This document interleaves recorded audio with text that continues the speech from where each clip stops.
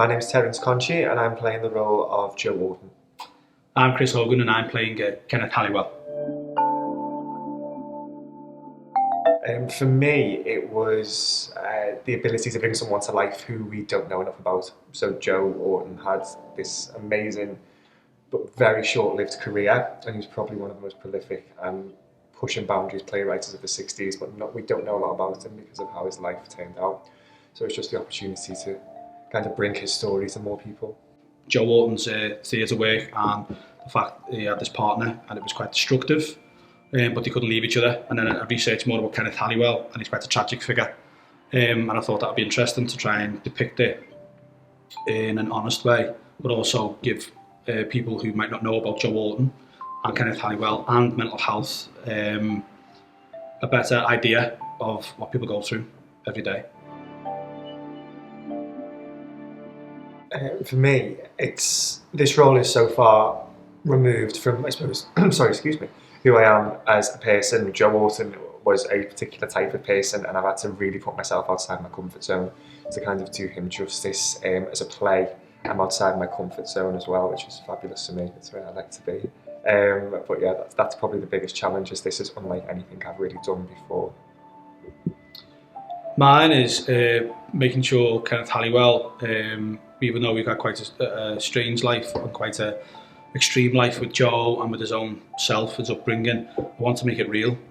Job of an actor is to make something seem real, and this play can be quite surreal in a way, and even their life can be.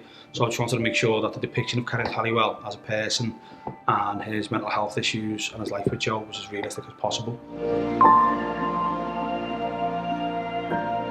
I think he would have an awful lot to say about today's society. I think the themes of his work and how he came to be a playwright like he was, it was his kind of satire on society, and he had a deep mistrust of society. I think there's sort of a line in his diaries that says, "Society likened society to a woman, and she lifted up her skirt and she had a pungent aroma." I'm probably paraphrasing it, but essentially I think that is a kind of a theme that transcends generations. Mistrust of society and exposing it for what it really is something that's not unique to the 60s, and we see it all together now, especially in this day and age.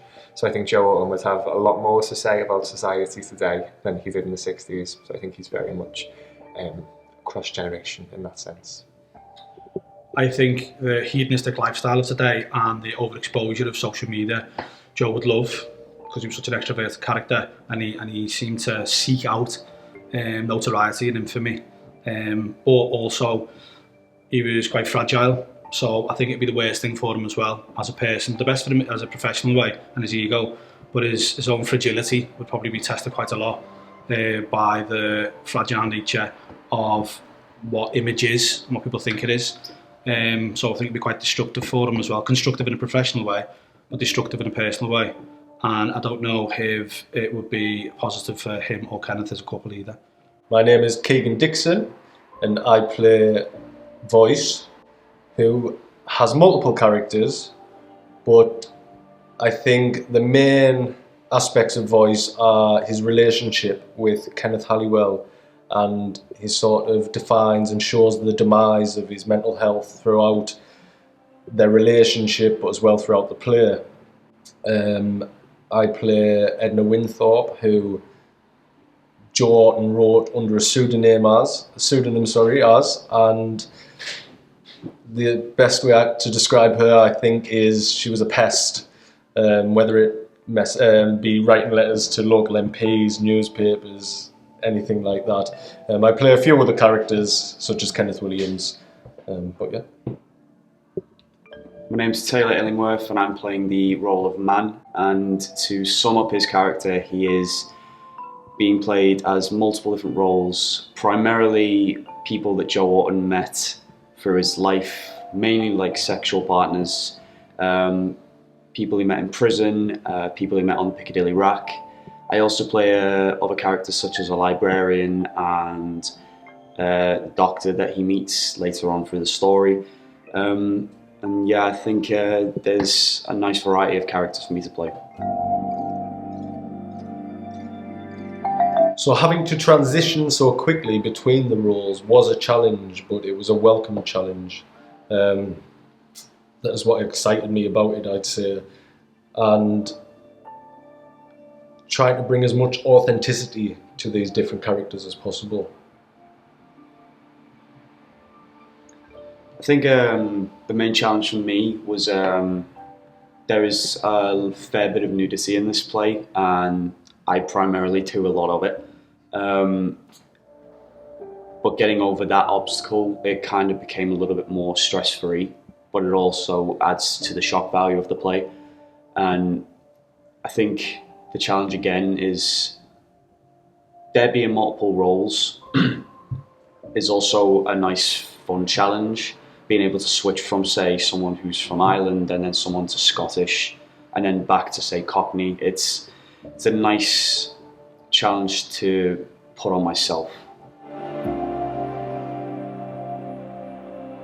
I think his relevance is more so today. The person himself would have thrived, I think, in a modern day society, whether it be having a little bit more ammunition to have a go at, or whether it would be himself. But I don't think that his relationship would have benefited from modern day society. I think that it would have picked them apart a lot sooner, and I don't think they would have developed into what may have happened. But yes, I think Joe is more relevant now, and the content of what he did write about was sort of the beginning of a movement, if you will, a movement that he was on the wrong side of, and I think he would have liked to have been on this side of it. I think